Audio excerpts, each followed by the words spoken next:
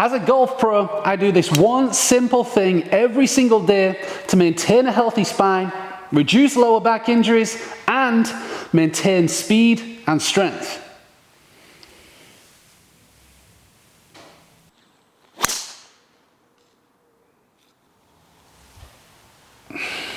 That is spinal mobility. And what we're looking at today is how you can work segment by segment through your spine with a club, a band, or a weight to create freedom and mobility throughout the most important area of your body, the spine.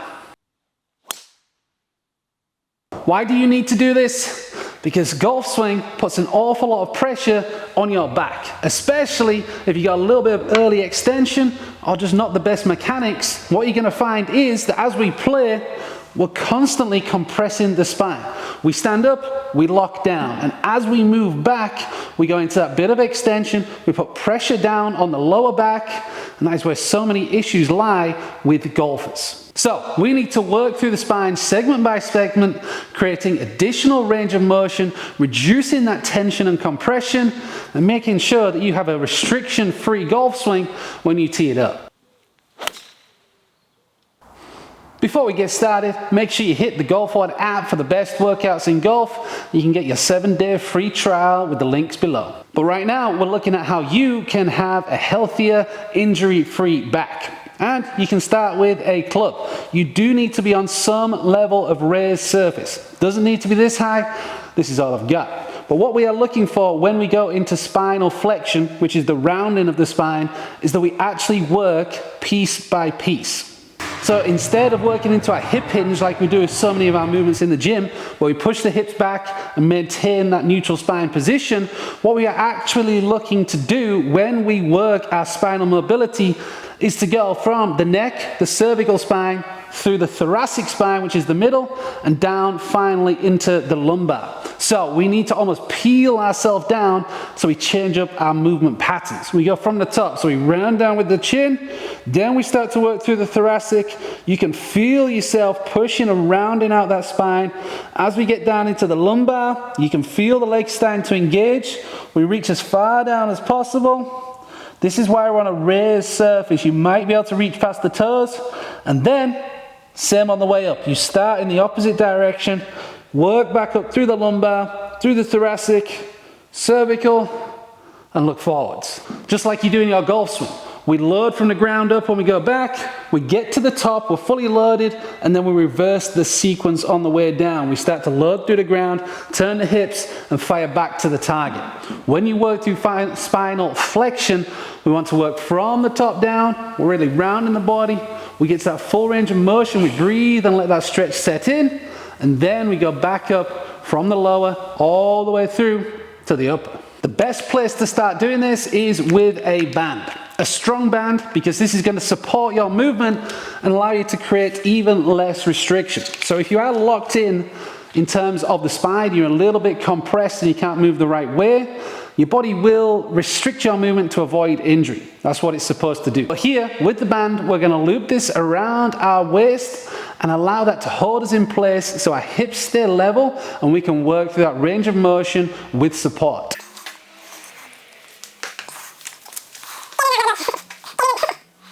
Get into the band and then pull it forward to some level of tension. So right now I can actually lean my body weight forwards and I'm not going to fall to the ground. This allows us to access the additional range of motion and do this with the support needed. So take a step forwards, your feet are going to be just about hip width apart, and again exactly the same sequence. We start from the upper body, our lower body is supported, we start from the head, we work our way down, we roll the spine, we keep rolling.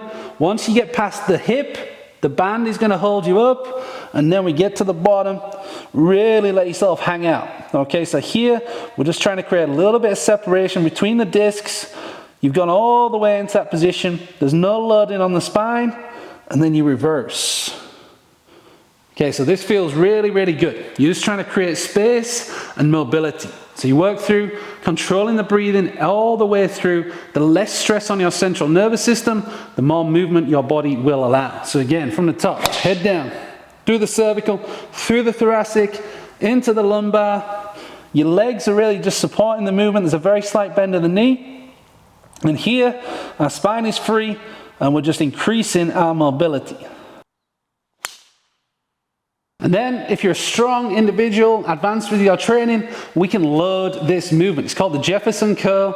We're going to do exactly the same thing, but this time, we're going to allow the weight to increase our range of motion even further. Because we're just hanging out, that weight's going to pull us down and lengthen out even further. I have a 35-pound kettlebell, 16 kilos, and the key here is really to work with control. This is not a lift, this is about you improving your body mechanics. So now that we have the weight, exactly the same motion, piece by piece through the spine, and here we need that raised platform because we can actually allow the weight to increase our range. So you can see now, even from when I started with the club, my hands are now passing the toes, and we're increasing that range of motion. Work back through, make sure you roll out of the movement, just the same as you roll into it, control, and repeat.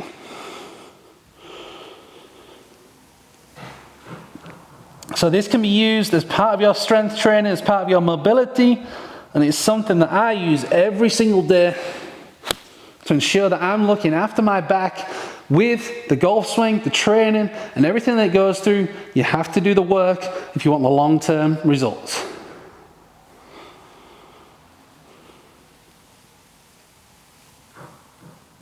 So should you do this every day to prepare your body to play better golf and look after it long term?